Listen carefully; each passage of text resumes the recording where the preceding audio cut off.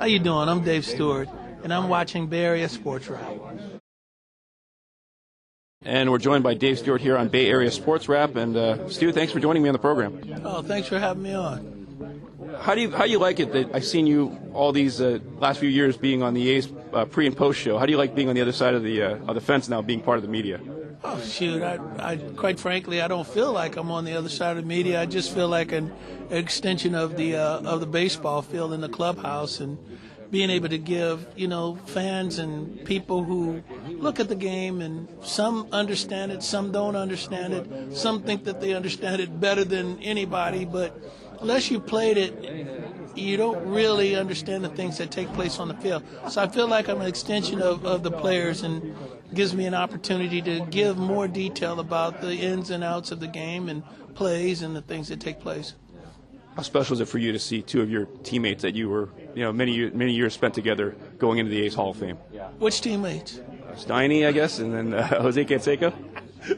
It's an honor, really an honor to have had the opportunity to play with those guys, and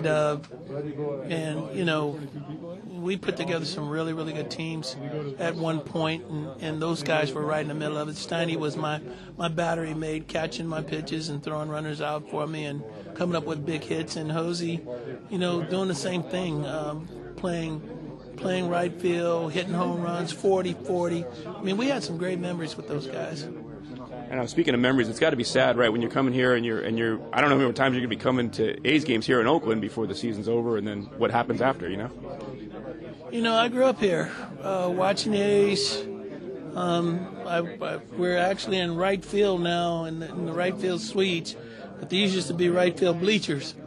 And that's the area that I spent most of my time as a kid when I was coming out and watching A's. And so it's a difficult taste in my mouth to know that, when this season's over, there won't be any more baseball games played in this stadium.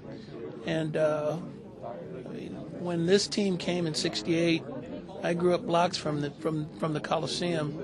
There were so many things that were positive and good for East Oakland in general. It created business and industries and created jobs, and it's just going to be a sad day.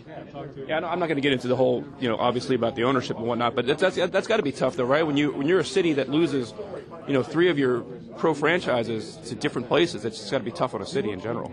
Well, when we talk about the three franchises leaving, the Raiders left for whatever reason it was that they left, and the Warriors were always a San Francisco team that may have been bound to go back or may not have, but the A's, we've been a part of this franchise here since '68, and so some of it's ownership, but some of it's the city. There's three franchises left, not just one, it's three. So, each party, if they're being fair and honest, they have to take their portion of why this tragedy happened. So how about for you next year? Will you, I guess you'll kind of stick with the A's as wherever they go, and even though they're going to leave the city? Well, I've got number 34, and my number's retired with the A's, and that will go to Sacramento, it'll go to Las Vegas, it'll go wherever they go. And so as long as I'm living, it's a major honor for me to have my number retired by an organization that I grew up watching as a kid. And so